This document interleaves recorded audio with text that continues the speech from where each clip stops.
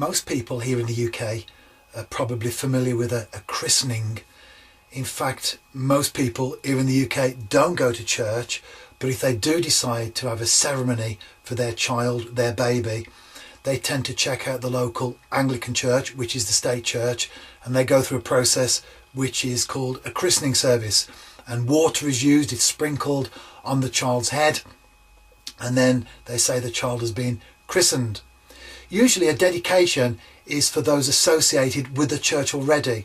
So my particular stream that I'm involved with, although I work across the denominations, my own particular stream that I'm involved with pastorally, we practice dedications. So that is more for people within the church, because those who don't have a church background would just automatically usually go to the local Anglican church, whereas those associated with perhaps a Pentecostal or an evangelical or other such church would then go through that particular process. So it tends to be a dedication.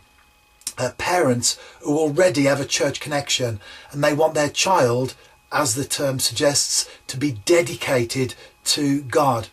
But in both a christening and a dedication, the principles are the same, and we find them in the Bible. In fact, in 1 Samuel chapter 1, we read of Elkanah, and he was married to Hannah, and she couldn't have a baby. And in a desperation, like many people do, she cried out to God. And I'm sure many folks have done that, particularly those that don't go to church, but still believe in God.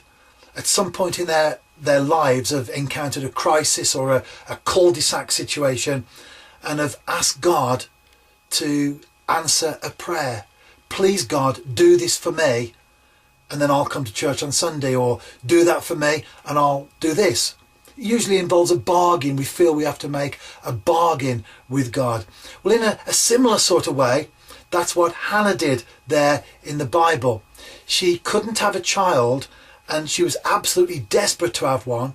So she cried out to God, and she said to God, if you give me a child, then I will give that child back to you.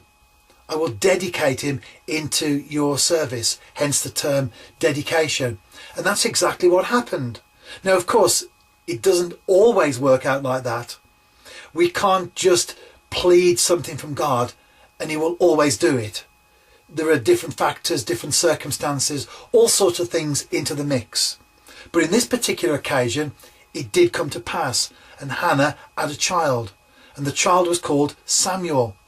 And the Bible tells us that when Samuel was weaned, when he had grown up a little, that Hannah took him to the temple and gave him into the care of the priests and literally left him there.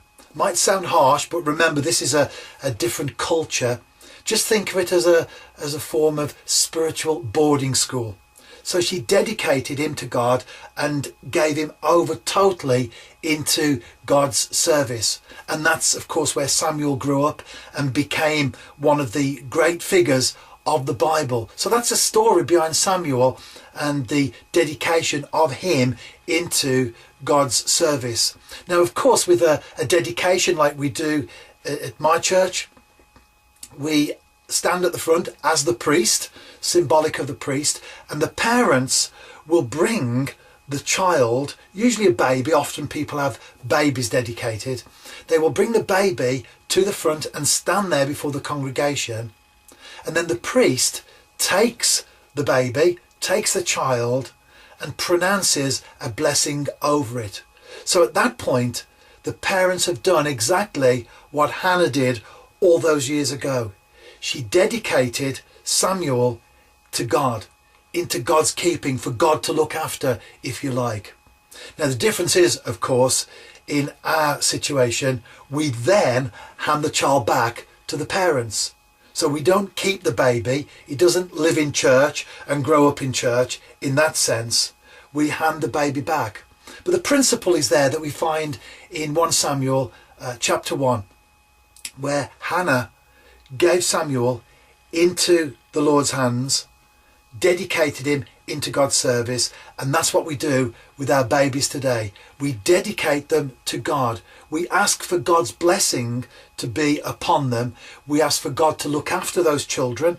We ask God to be there with them in their lives, that like Samuel, they too may grow up to know him, to love him, and to serve him. So that's basically what a dedication service is all about. And now it differs slightly from a christening, but the basis of it is there in the Bible.